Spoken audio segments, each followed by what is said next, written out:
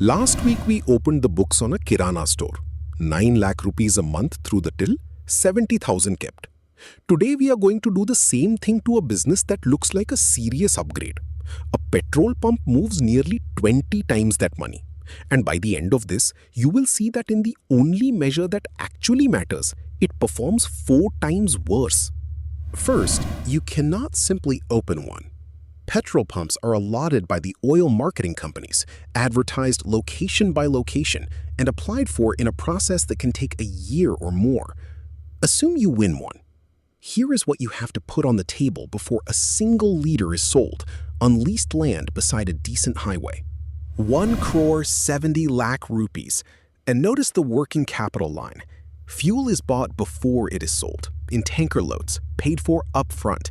30 lakh rupees of your money is permanently sitting underground as stock, exactly like the inventory on the kirana shelves, just buried instead.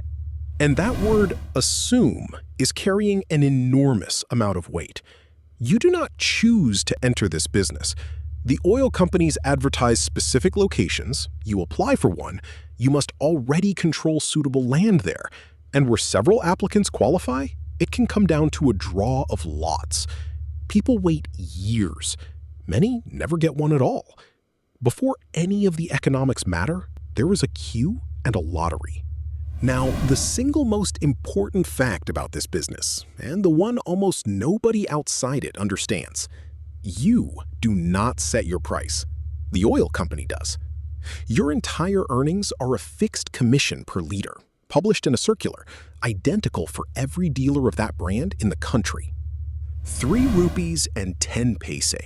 That is your gross margin on a 100 rupee sale, around 3%, before a single cost. The customer pays 105 rupees, and 101 of those rupees belong to the oil company and the government before the fuel ever reaches the nozzle. So the entire game becomes volume. Move enough liters, and 3 rupees becomes a real number. A reasonably placed outlet does about 180,000 liters in a month. Let us run that through a full month and see what survives. 1 crore 74 lakh rupees flows across that forecourt. 1 lakh 58,000 stays. That is a net margin of under 1%. The kirana store, which most people would call the smaller business, kept 8 times more of every rupee that passed through it. And there are 2 costs in this business that do not exist in most others. The first is that some of your stock simply disappears. Petrol evaporates. It evaporates in the tanker on the way, it evaporates in the tank, it evaporates a little every time a nozzle opens. You paid for those liters. You will never sell them. The second is that you pay to be paid. Most fuel is now bought on cards. The bank takes its cut of the transaction, and that cut is charged on the full value of the sale, not on your margin. You are paying a percentage of 100 rupees out of the 3 rupees you earned on it. Add both of those, and the 1,58,000 becomes 68,000 on a business turning over 1.75 crore rupees a month. Read those 2 numbers next to each other again, because that is the entire story of fuel retail in this country. Here is the pump against the businesses it towers over in size, 0.4%. It is one of the lowest margin legal businesses you can operate in India, and it is only viable at all because the volumes are enormous and the price is guaranteed by somebody else. So how does anyone survive on 0.4%? They do not on fuel alone. Every serious operator in this country makes their real money on everything except the fuel.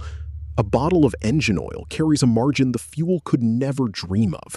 So does the convenience shop, the tire air, the car wash, the ATM rent, the hoarding on the boundary wall. Look at that second column. Lubricants are 1% of what crosses the forecourt and more than 1/5 of what the owner actually earns.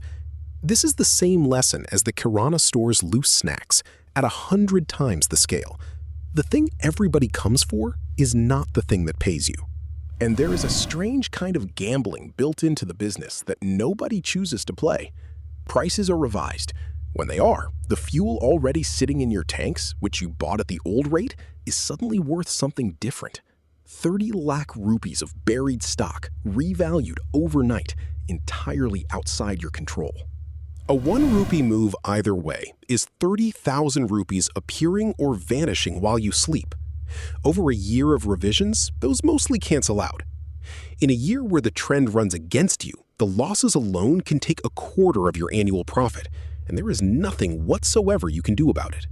The thinness of the margin also creates a constant pressure that the honest operator has to actively resist and that the regulators exist to catch. When you earn 3 rupees on a 100 rupee sale, very small dishonesties at the nozzle or in the tank are worth more than the entire legitimate margin, which is exactly why this trade is inspected, sealed, and calibrated as heavily as it is. Then there is credit. Transport fleets do not pay at the nozzle. They run monthly accounts, and to win their volume, you extend them terms. It is the Udar book again, except the numbers have 2 more zeros on them, and the customer is a company that can simply stop answering the phone. Which brings us to the question that decides everything. Do you own the land underneath it? Because if you do, the lease line disappears, the profit nearly doubles, and something much more important happens. You are no longer running a fuel business at all. Look carefully at what happens. Owning the plot more than doubles the monthly profit, and it makes the return on capital worse because you have tied up 3 crore rupees of land to earn it. The fuel business is not the investment. The land is. The pump is what pays the land to sit there and appreciate. And there is one shadow over all of it. Every two-wheeler and car that turns electric is a customer who will never buy a liter from you again. Nobody knows the speed of that transition, but you are being asked to sink 2 crore rupees into an asset whose demand curve may bend downward inside your own working life. And now the question we asked about the Kirana store. What if you want out? Here the answer is genuinely uncomfortable. A dealership is allotted to you, not sold to you. The agreement restricts who it can pass to, usually within the family, and only with the company's approval. You cannot simply advertise it and take the best offer. The shop you could sell to the next person for 28 lakh rupees. The dealership, the thing you queued years for, you largely cannot sell at all. What you can sell is the land underneath it and the scrap value of the equipment on top, which tells you, one more time, what you actually bought. 4.8%. On 1 crore 70 lakh rupees of your own capital tied up in tanks and concrete, in a business you cannot price and a fuel you cannot choose. There are fixed deposits that pay more than that, with no staff, no licenses, and no evaporation. So set the two side by side. The corner shop on 11 lakh rupees of capital returns 76%. The petrol pump on 1 crore 70 returns under 5. The business that looks 15 times more serious earns you a fraction of the return.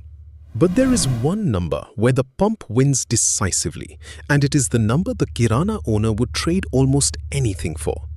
349 rupees an hour against 192. Because a pump can be run by a manager, the shop cannot. So here is the honest answer. A petrol pump is a poor business and a reasonable job. It buys you a fixed margin you do not control on a product you cannot differentiate with a demand curve that may be bending away from you. What it also buys you is a piece of land on a highway that somebody else pays the running costs of. If you are buying the fuel business, the numbers are against you. If you are buying the land, and the pump is simply what makes the land pay for itself while it appreciates, then you are asking a completely different question. And that is the only version of this that has ever really made money.